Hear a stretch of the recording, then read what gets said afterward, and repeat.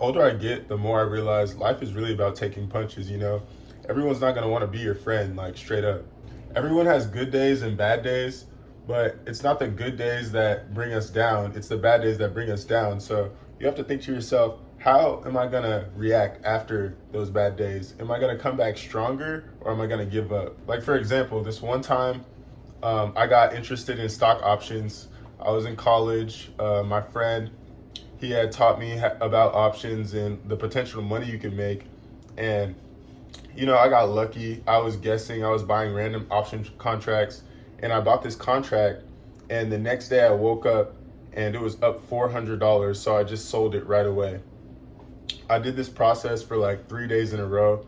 And mind you, it must have been beginner's luck or something, because I was up $1,500 by the end of the week. And after that week is when like I stopped going to class. I thought it was the shit. Like, honestly, I thought, like, why haven't I been doing this all my life? But mind you, I didn't know anything about like stock options at all. I had bought a few stocks in the past, but you know, I wasn't familiar. You get a little cocky, you get a little greedy, you get a little arrogant. So what I did was I was buying stock options that were like $1,000, and mind you, I probably only had 1,500 in my account. So basically, I was doing more than half of my portfolio on a risky stock option. And one thing about stock options I learned is whatever you put in is what you have to be willing to lose. And so a couple days later, I had bought this one option and woke up the next morning and it was completely down 50%. I held on to it even longer than I should have because, you know, I was trying to make some money back, but I ended up losing like basically all of it. And, you know, I was heartbroken, you know what I mean? I had never lost that amount of money in my life.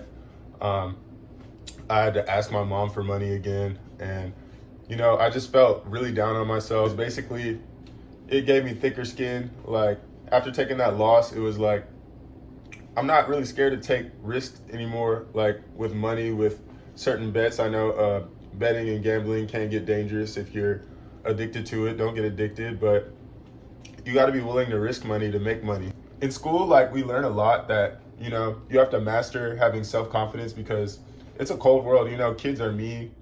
You know, everyone's been like bullied a little bit, called ugly, whatever. But it's really about growth in the end. It's like, how are you going to come out this situation stronger? Sometimes you just got to let the haters hate, you know what I mean? Because you can use that as fuel to the fire and then flex on them later when you get big and get rich. Nah, that's not what I'm saying. But anyways, I had a TikTok account that I made in like 2020, and like it was just a bunch of nerdy puzzles and stuff like that. And I was really like telling my friends like, hey, I'm doing it because I'm trying to make money. And I ended up making $140. Eventually, I ran out of ideas, you know, had to graduate school, had to do more important things at the time than, you know, make TikTok videos all day. But anyways, I kind of fell off with that. But basically, like, everyone was hating, but was that $140 hating? I don't think so, no.